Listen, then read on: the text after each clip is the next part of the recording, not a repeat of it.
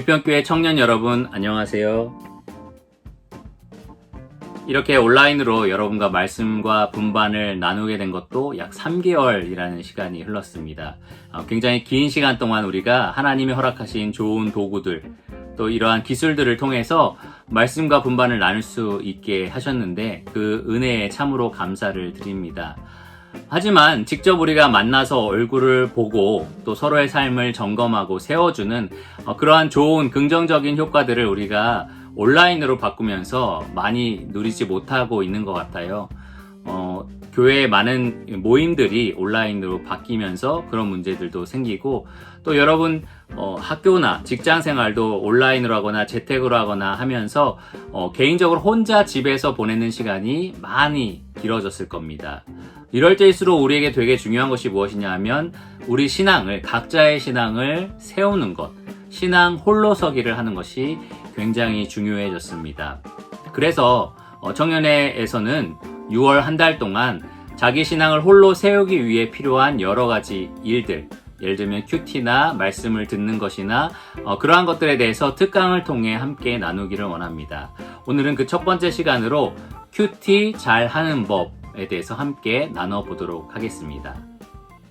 큐티는 영어로 quiet time이라고 합니다. 번역하면 조용한 시간 혹은 경건의 시간이라고 할 수 있는데요. 주님과 1대1로 친밀하게 조용히 교제하는 시간을 갖는 것, 그것을 우리가 경건의 시간, 영어로는 큐티라고 부릅니다.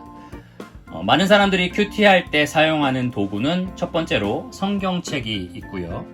그리고 두 번째로는 이 성경책을 매일매일 읽을 분량으로 나눈 성경 큐티 책자가 있습니다. 유평교회에서는 바이블 타임을 사용하죠.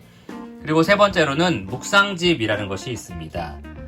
이 묵상집은 매일매일 성경을 읽어야 할 양을 기록하고 그 다음에 묵상 글귀가 함께 나와 있는, 그리고 기도문도 이렇게 추가로 나와 있는 그러한 책자를 가리킵니다. 어떤 책으로 하든지 경건의 시간을 할 때 여러분 각각 장단점이 분명히 있는데요. 특별히 오늘 강의에서는 이 기본적인 성경을 통해서 큐티 잘 하는 법을 함께 나눠보도록 하겠습니다.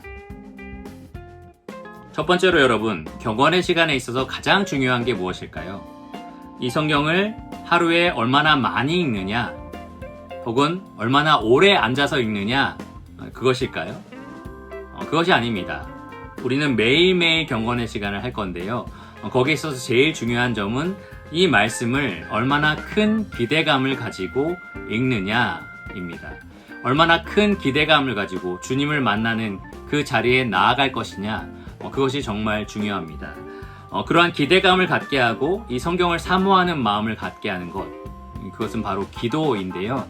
그렇기 때문에 이 경건의 시간을 할 때 여러분 꼭 기도로 시작하시고 또 중간에 기도하시고 기도로 마무리하시기를 바랍니다. 저는 지난 시간에 우리가 함께 나눈 하루 1시간 기도하기를 통해 경건의 시간을 함께 나누고 있습니다. 12단계 기도 중에 이 10번 묵상이 바로 경건의 시간에 해당이 되는데요. 이렇게 경건의 시간을 할 때 정말 좋은 점은 그에 앞서서 많은 준비를 할 수 있다는 겁니다. 찬양을 할 수 있고 또 주를 기다리는 기도, 자백 기도, 말씀 기도, 그리고 주시 기도, 간구 기도, 중보 기도, 감사 기도, 찬송 후에 이 묵상을 하기 때문에 마음이 많이 준비가 되어 있습니다. 하나님을 향해 열려 있고 하나님 말씀을 들을 준비가 되어 있는 거죠. 그래서 가장 강력하게 추천하는 방법은 이 하루 1시간 기도하는 중에 경건의 시간을 함께 하는 건데요. 이렇게 할 수 없는 분들도 기도로 마음을 준비하는 것이 굉장히 중요합니다.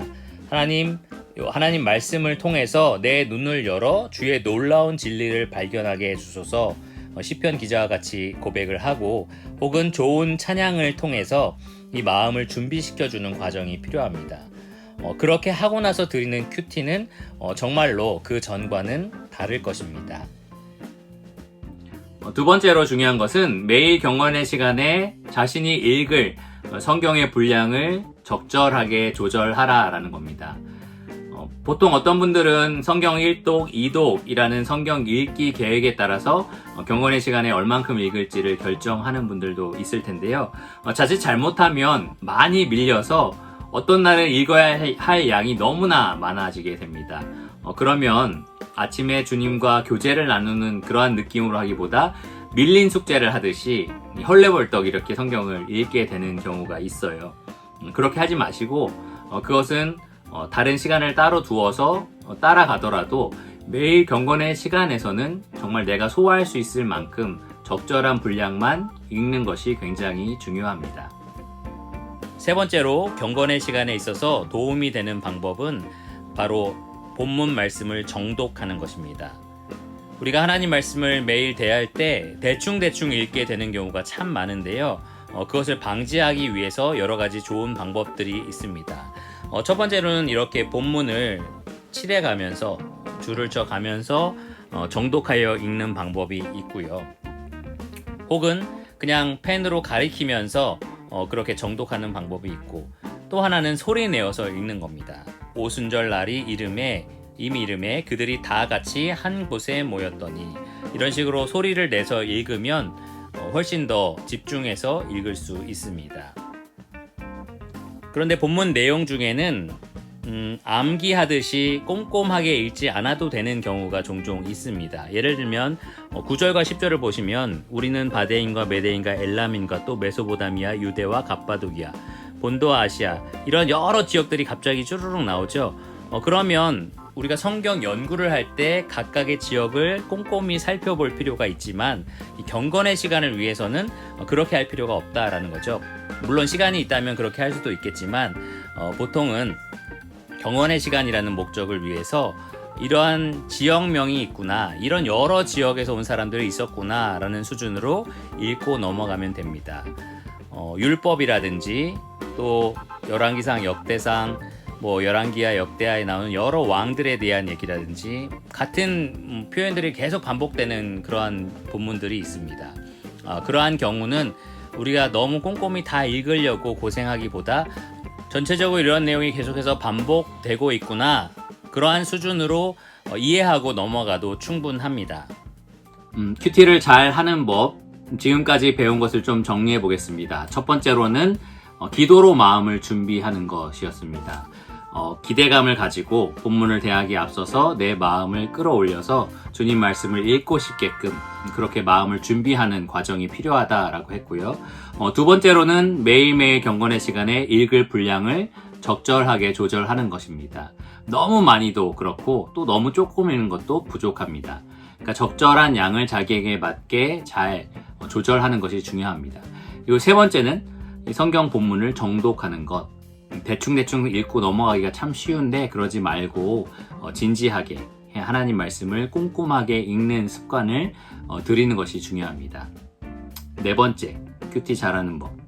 바로 세 가지의 질문을 성경을 읽으면서 던지는 것. 올바른 질문을 던지는 것. 바로 그것이 큐티를 잘하는 방법입니다.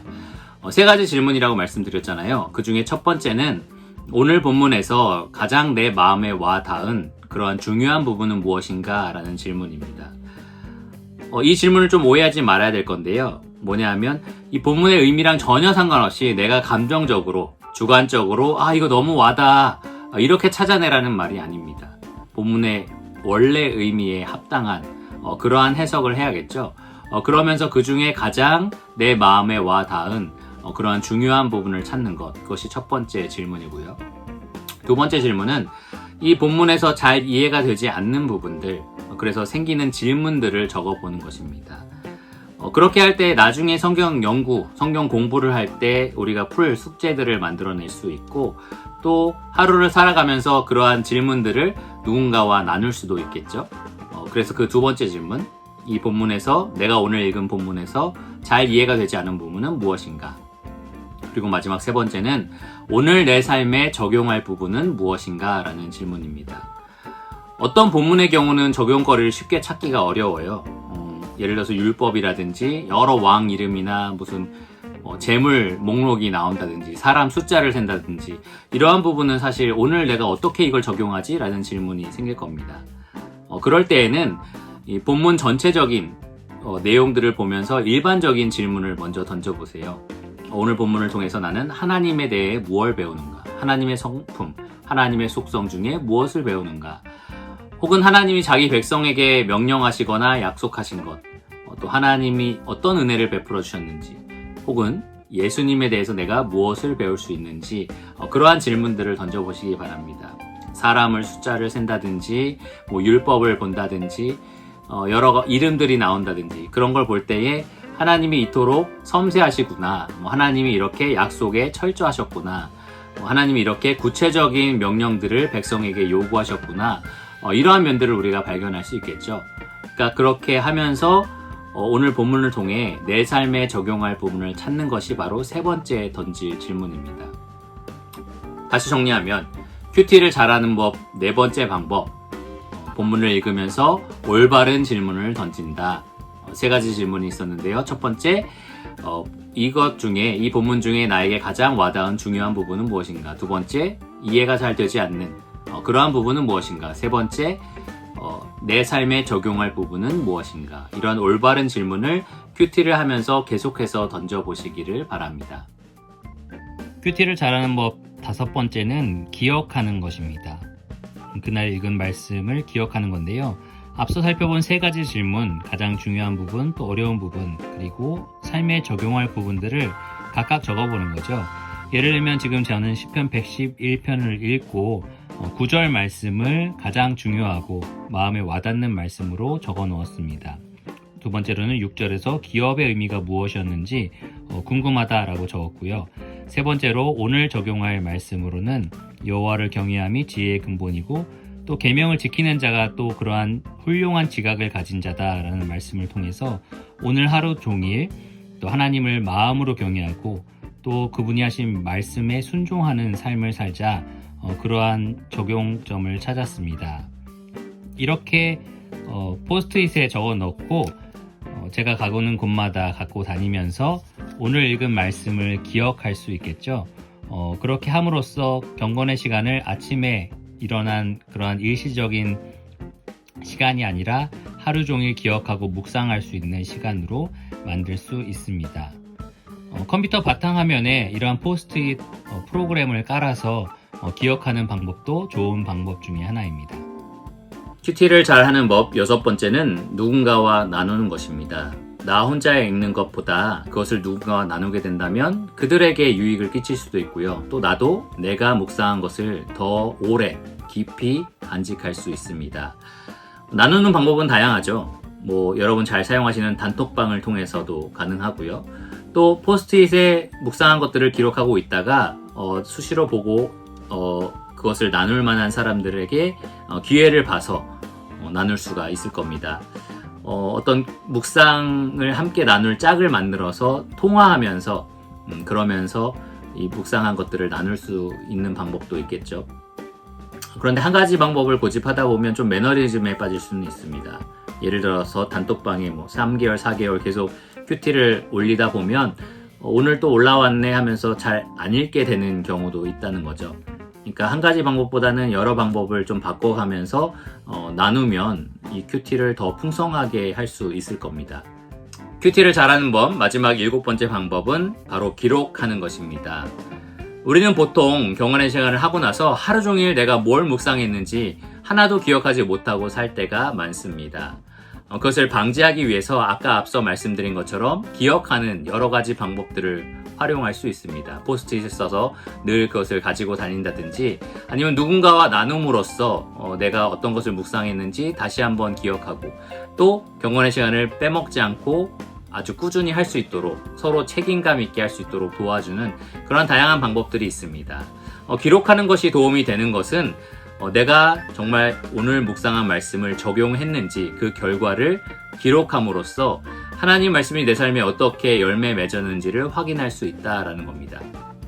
오늘 하루 감사하자, 오늘 하나님의 은혜에 찬양하고 또 영광을 돌리는 하루를 살자, 이런 여러 가지 적용들을 적어놨다면 우리가 보통은 그것이 진짜 실제로 내 삶에 적용이 됐는지 안 됐는지 확인조차 안 하고 다음날로 넘어갈 때가 많은데요.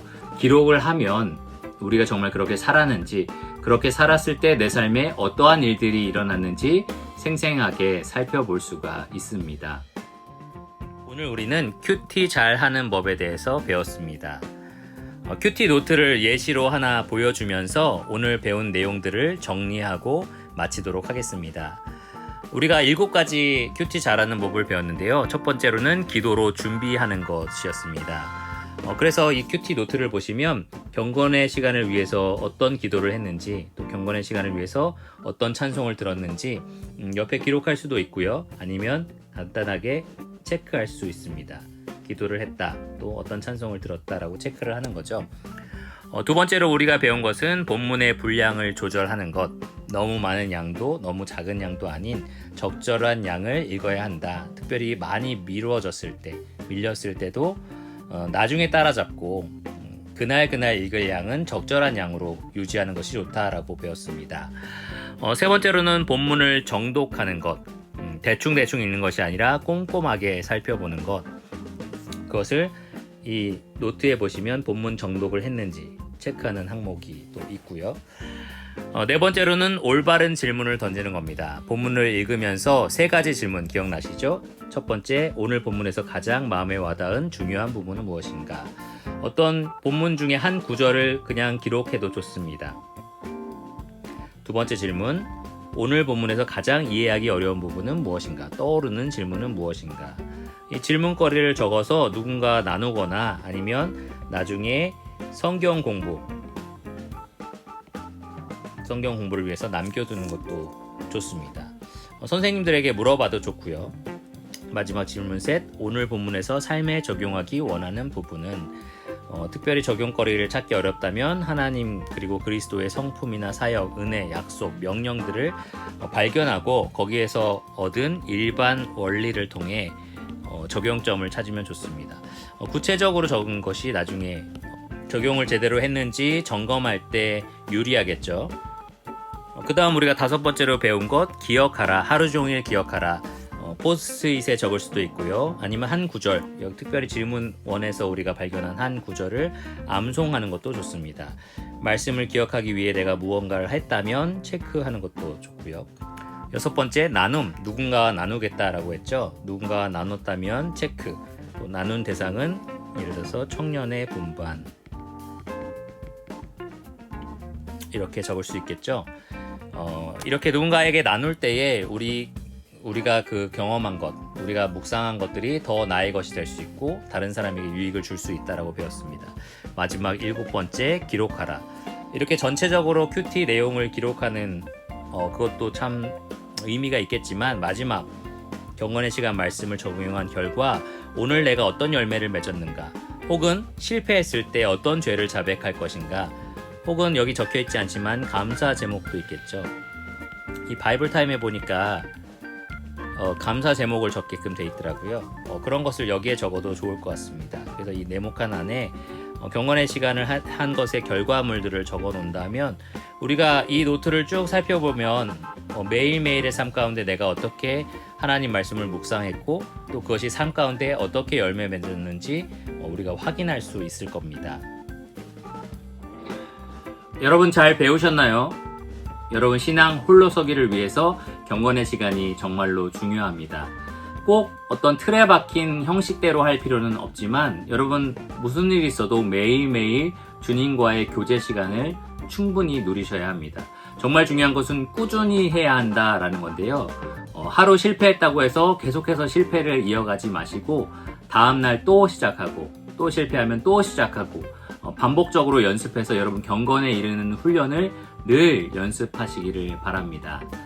꾸준히 이 큐티 경건의 시간을 통해서 여러분이 매일 주님을 만나고 주님의 말씀을 듣고 주님 말씀대로 살고 그것을 누군가와 나누고 그 삶 가운데 풍성한 열매를 맺으면서 하나님을 경험하는 그러한 삶을 사시기를 바랍니다. 신앙 홀로서기에 꼭 성공하시기를 바랍니다.